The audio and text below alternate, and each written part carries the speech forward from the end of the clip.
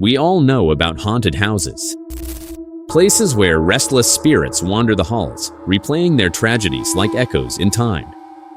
But what if something far darker lurks behind those crumbling walls? What if a house itself wasn't just haunted, but possessed alive with evil?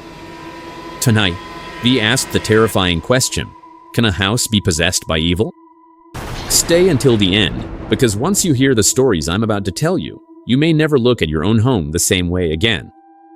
What does it mean for a house to be possessed? Possession usually brings to mind a person, body taken over by a demon, soul forced into silence, but spiritual investigators, demonologists, and even priests have long warned that places can be possessed too. This is not the same as a haunting. A haunting that means spirits remain in a space, often trapped or unwilling to move on. But a possession is different. A possessed house is more than a container of spirits. It becomes an entity of its own. The walls breathe, the floors shift, and many very structure seems to reject the living. And if you stay too long, the evil inside doesn't just linger, it begins to seep into you. So, how do you know if you've stepped into a house that's not just haunted, but possessed? Signs of a possessed house. Survivors of possessed houses describe chilling patterns. Resistance to entry, doors won't open, keys won't turn. Locks jam without cause, as though the house itself is keeping you out, or worse, keeping you in. Voices in the walls, not the gentle whispers of a lingering ghost, but guttural growls, mocking laughter, and whispers that know your name. Living shadows, shapes stretch and move against natural light, crossing walls with blood and ceilings like predators waiting to strike. Atmosphere of hatred the moment you step inside. A weight crushes your chest, breathing feels harder. You feel watched, judged, unwanted. Physical manipulation. Entire rooms shift. Furniture drags itself across the floor.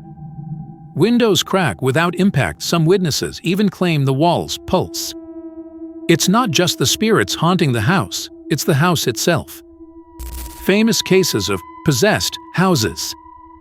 History is filled with terrifying examples of homes that seem more alive than dead. 1.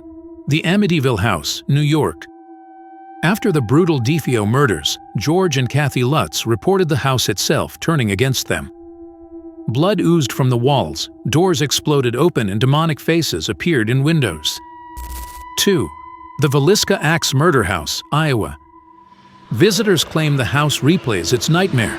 Shadows of children appear, phantom screams echo at night. Objects move as though the house itself is remembering the murders. 3. The Hellfire Farm, Wales. A family reported walls catching fire without burning, animals mutilated inside locked barns, and invisible forces dragging people across rooms. Paranormal investigators believe the house was feeding off demonic power. Or the Borley Rectory, England.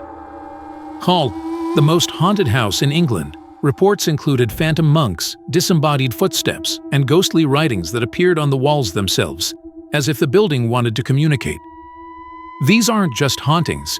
Witnesses believe these houses wanted one thing: to consume anyone foolish enough to stay inside. Why do houses become possessed? But why would a house become possessed? Paranormal theories suggest chilling answers.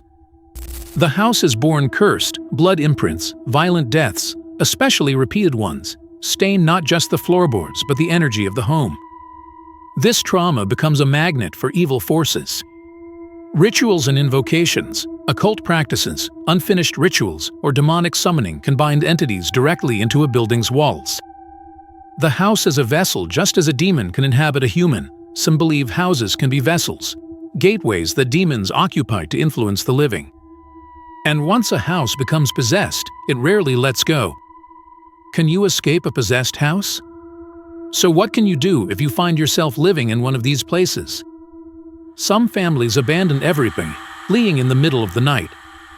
Others turn to priests or spiritual leaders for exorcisms, not of a person, but of a place. Sometimes, the rituals work, the atmosphere lifts, and the evil is vanished. But not always. Some investigators believe that once a house is claimed by evil, it cannot truly be cleansed. The best you can do is stay away.